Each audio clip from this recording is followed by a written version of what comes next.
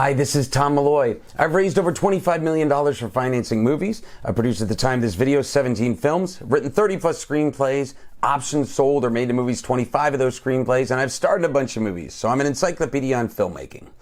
Here we go. Today I want to talk a very specific, detailed video, maybe a little bit longer, and the reason being is I had this kind of epiphany when I was recently buying my daughter, 16-year-old daughter, a car, and it was her first car. And I didn't want to go nuts or anything like that, but I wanted to get her something that was brand new and a lease, it had all the bells and whistles, the things that, the lane change notifications and all that stuff, just to be super safe about it.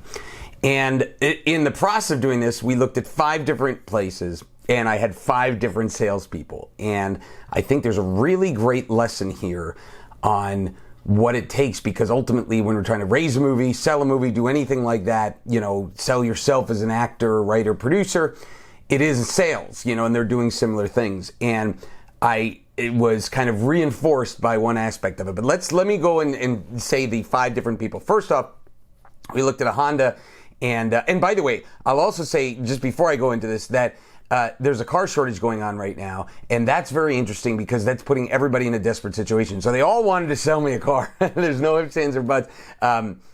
Because they're not getting commission because there's a car shortage and they can't sell these cars, but they're actually selling them over the sticker price. So the negotiations are a little different, but I'm not going to get into that. But let me just say that the first person was Honda. She was horrible salesperson, truly bad. And I mean, just almost like challenging me. Like she was also doing a favor by showing this car.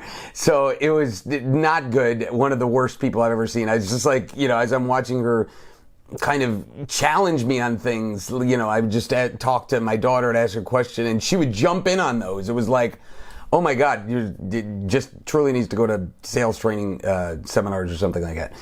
The second person was a very interesting one. Now that was under Hyundai, and he was great. He was very honest, straightforward, high energy in the best way possible. I'm going to get back to him in a second, so that's number 2. Number 3 was a Mitsubishi guy that was very nice, and he showed us some numbers right away, and I like speed and efficiency, so that was very cool. He wasn't pushy at all. The number 4 was the Nissan guy. And actually, there might be 6 now that I'm thinking about it. So number 4 was the Nissan guy. He was slick as vanilla salesperson, this guy. And he had this is the car for you. Like, he was just going up like, can't you picture you in this car? Like, this is great. This is the kind of car she wants. Like, you don't want anything else. You want this. He was so good. And I even told him, I said, you're probably the top sales guy in your company, aren't you? And he laughed. And I thought, he's really good. But he may not be the top sales guy. So let me get back to that. Somebody else was interesting. This was the Ford. My daughter wanted a sedan, not an SUV, and they didn't have any sedans. They cut off whatever the sedan was that the Ford used to make. So that was an interesting thing. So he's pitching us on something we don't want. And so it doesn't matter how good he is. I've said this before on pitches. We weren't buying, and we kind of tried to get out of there. He tried to keep us there a little longer, but we knew that we weren't interested in that car, whatever the heck the car was, the SUV. And that's an interesting thing. It's almost like, somebody coming in and saying that they're looking to do a horror movie and you're there with your faith-based movie. Like, doesn't matter how long you're going to pitch that faith-based movie, it's, they want to make a horror movie. Let's see. And so I went through, I think I just went through all of them. Okay. So let me get back to the Hyundai guy. And I wanted just to end this on what was different and what was great. The difference between all of them and the guy, which I think I did number 2 on the list, the Hyundai guy, was that he followed up, right? He texted me afterwards, and he texted me the next day, and I was getting on a plane. And I said, hey, listen, I'm running out of town, but I'll be back Sunday. Let's talk then. Texted me Sunday, knowing that I was getting there. Hey man, just want to see what I got to do to get you this car. And then followed up Sunday and Monday, and we bought the car Tuesday. So it comes back to what I've said and harped on over and over and over again. My key to success, whatever success level I've achieved, it is my follow-up game. My follow-up game is so tight. It is so brilliant.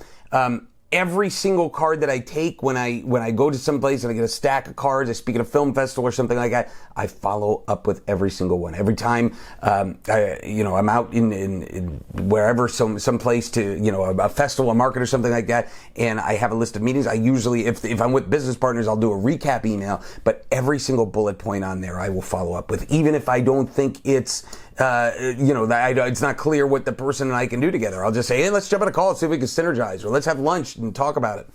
Just because my follow-up game is so tight. So, and the same goes with, people that I'm pitching. I'm trying to get producer involved, trying to get, something going, some financing.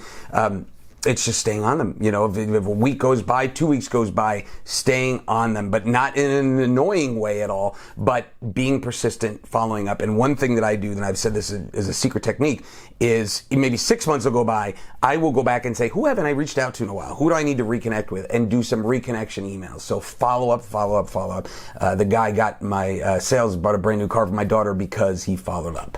If you want a special free PDF, click on the link below.